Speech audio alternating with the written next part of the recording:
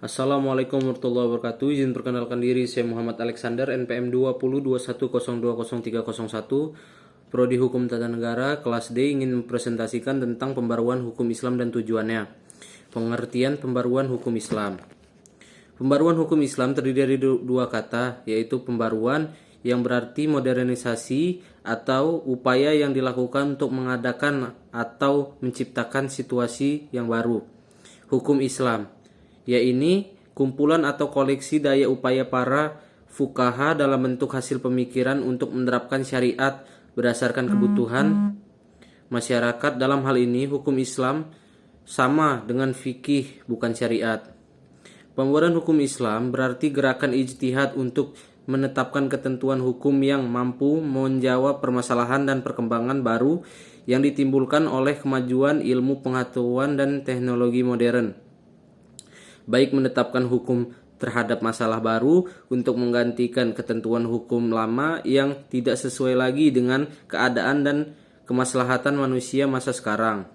Yang dimaksud dengan ketentuan hukum di sini adalah ketentuan hukum Islam kategori fikih yang merupakan hasil ijtihad para ulama, bukan ketentuan hukum Islam kategori syariat. Pengertian ijtihad. Ijtihad adalah salah satu wacana dalam pembaruan. Secara terminologi, ijtihad adalah menyerahkan seluruh kemampuan dan usaha dalam mencari hukum syariat. Kata ijtihad hanya digunakan pada usaha yang memerlukan pergerakan tenaga semaksimal mungkin demi sebuah tujuan. Pembaruan juga dapat dilakukan dengan usaha-usaha pentahqiqan. Dengan usaha pentahqiqan ini akan terlihat keaslian dan kemurnian ajaran Islam. Cara ini lebih mudah dibandingkan dengan ijtihad. Meskipun cara ini barangkali termasuk dalam wilayah ijtihad, dikatakan lebih mudah karena hanya mengoreksi sebuah pendapat akan lebih mudah lagi bila kita memiliki fasilitas di atas. Gerakan mendobrak taktik dan menghidupkan kembali ijtihad untuk mengembangkan hukum Islam disebut gerakan menegakkan ketentuan hukum yang mampu menjawab permasalahan dan perkembangan baru yang ditimbulkan oleh kemajuan ilmu pengetahuan dan teknologi modern. Menetapkan ketentuan hukum yang mampu menjawab permasalahan dan pertimbangan baru itu mengandung dua unsur.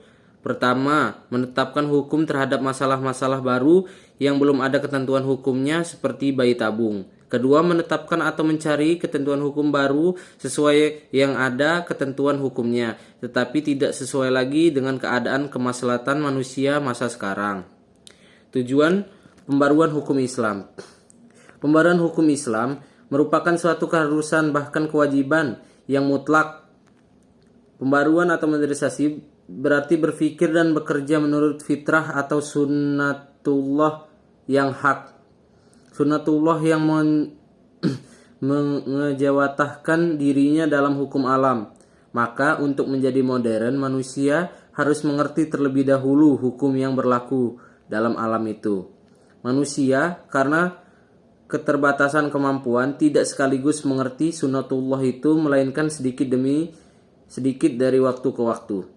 Sejak awal hukum Islam sebenarnya tidak memiliki tujuan lain kecuali kemaslahatan, yaitu keadilan manusia.